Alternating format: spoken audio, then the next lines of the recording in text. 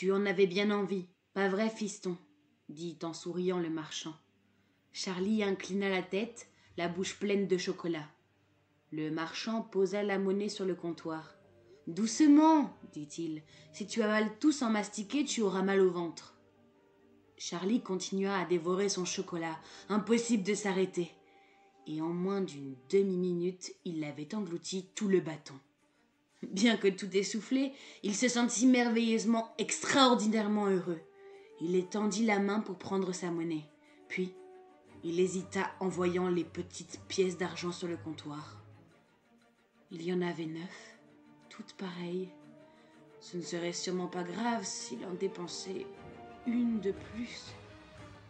Je pense, dit-il d'une voix tranquille, je pense que je vais prendre encore un autre bâton. Le même, s'il vous plaît. Pourquoi pas, dit le gros marchand. Et il prit derrière lui, sur le rayon, un autre super délice fondant Wonka à la guimauve. Il le posa sur le comptoir. Charlie le saisit et déchira l'enveloppe. Et soudain, d'au-dessous du panier s'échappa un brillant éclair d'or. Le cœur de Charlie s'arrêta net.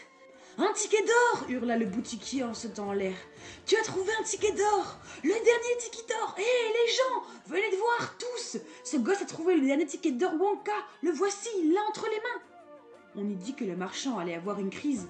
« Et c'est arrivé dans mon magasin !» hurla-t-il. « C'est ici, dans ma petite boutique qu'il l'a trouvé! Appelez les journaux, apprenez-leur la nouvelle! Attention, fiston, ne le déchire pas, c'est un bien précieux !» Au bout de quelques secondes, il y avait autour de Charlie un attroupement d'une vingtaine de personnes, et d'autres encore accouraient de la rue.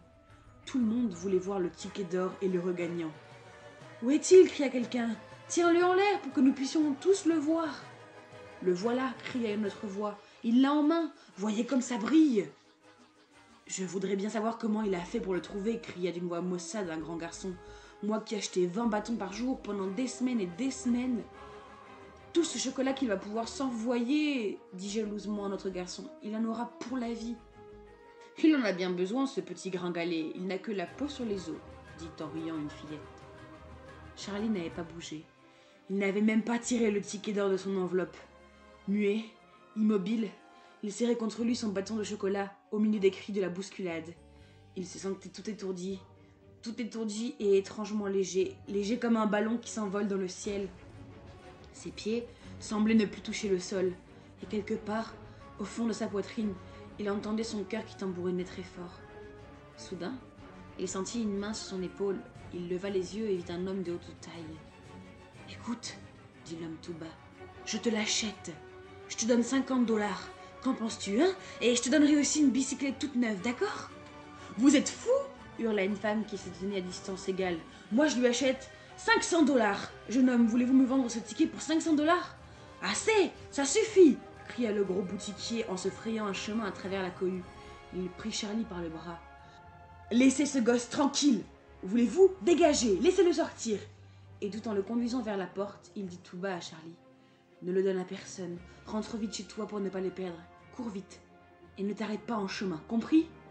Charlie inclina la tête. « Tu sais, dit le gros boutiquier. » Il hésita un instant et sourit à Charlie.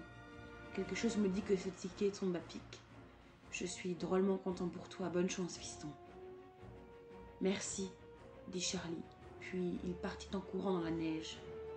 Et en passant devant la chocolaterie de Monsieur Willy Wonka, il se retourna, lui fit signe de la main et dit en chantant « Nous verrons. À bientôt, à bientôt !» Encore 5 minutes et il arriva chez lui.